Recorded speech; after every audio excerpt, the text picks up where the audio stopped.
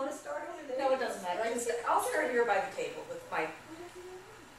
I'll do my Vanna White.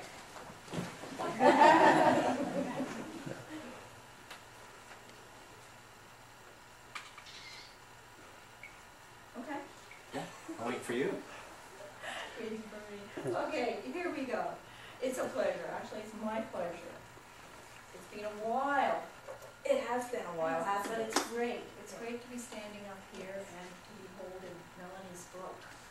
And I've read it, obviously, or I wouldn't be able to have interviewed her just a few minutes ago. And it's a wonderful book. I loved it. And she's going to be telling me bits and pieces of it, not all of it. Just bits and pieces on it.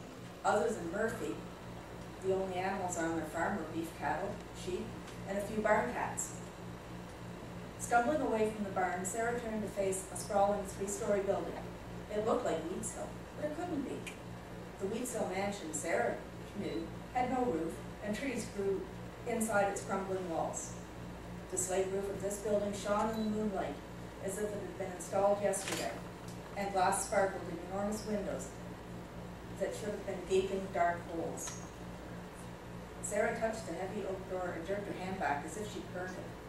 Like the rest of the building, the door was real and in nearly new condition. She reached for a thick bell cord by the door, but her head began to spin, and she lost contact. Robert stubbed his toe against something on the step and looked down. At first he thought it was a pile of rags, but then he saw a bloodied leg. Squatting alongside the rumpled heap, he reached out and stroked the matted hair. The disheveled figure flinched at his touch and moaned.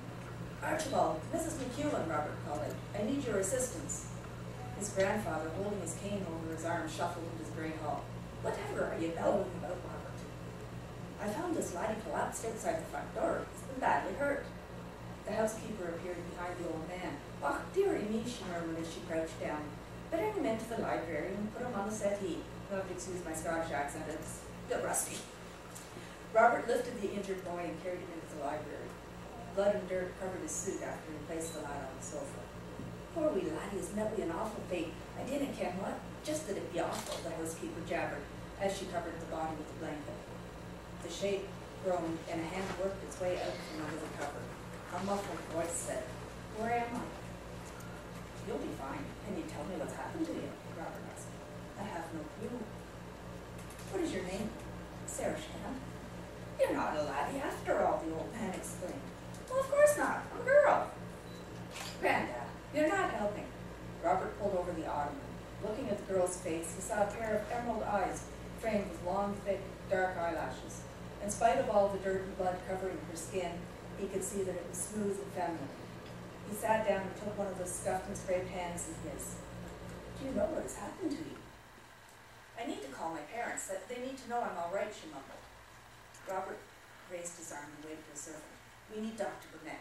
Can you see that he's summoned?" "Aye, sir, straight away." "Who are you? How did I get here?" she asked, rubbing her eyes as she spoke. "I don't know. I heard a noise and found you on the doorstep. You might not have survived the night out there on that cold granite slab."